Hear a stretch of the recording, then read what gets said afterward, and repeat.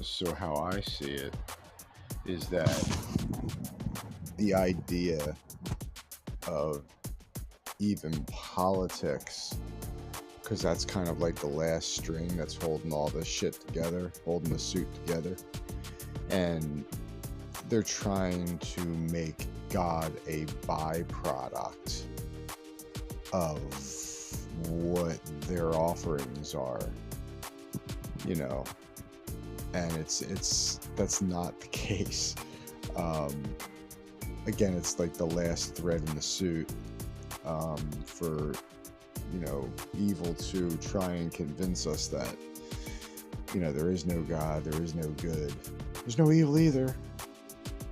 But like I've said before in prior videos, that's what it's all about. It's trying just to get us to not believe that there's good and God and Jesus Christ is a fairy tale or a Dr. Seuss tale. Remember that guy, Dr. Seuss? Was that in this timeline as well? I'm not sure. You guys will have to tell me. But Dr. Seuss, Cat in the Hat, and I guess that's the Grinch Stole Christmas and everything, right? Anyhow, yeah, it's like that's what they're still trying to do. They're trying to weaponize it. Imagine that. Politics weaponizing religion or the idea of it. And that's the whole thing with all this religion. That's like all of it put together is one giant. You can break each individual thing off as something that can divide people, and you can put them all together and it'll divide even more people. And that's kind of what you have to recognize the patterns that they do with all of that shit. They have a very limited toolbox, but the tools that they have are very effective because they've had time to master it.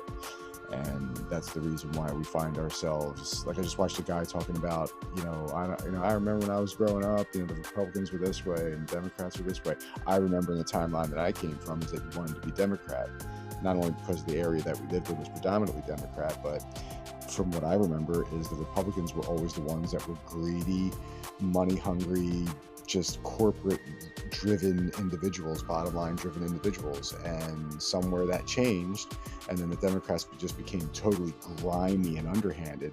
And then again, the lesser of two evils, I guess. That's always the choice. But I think the third choice is finally ready to be unpackaged, which is to walk away from all of this bullshit. Let them know the power of thy sword and the power of our kingdoms and the power of our energy and who and what we are. So that's my take on it. God bless. Have a great night.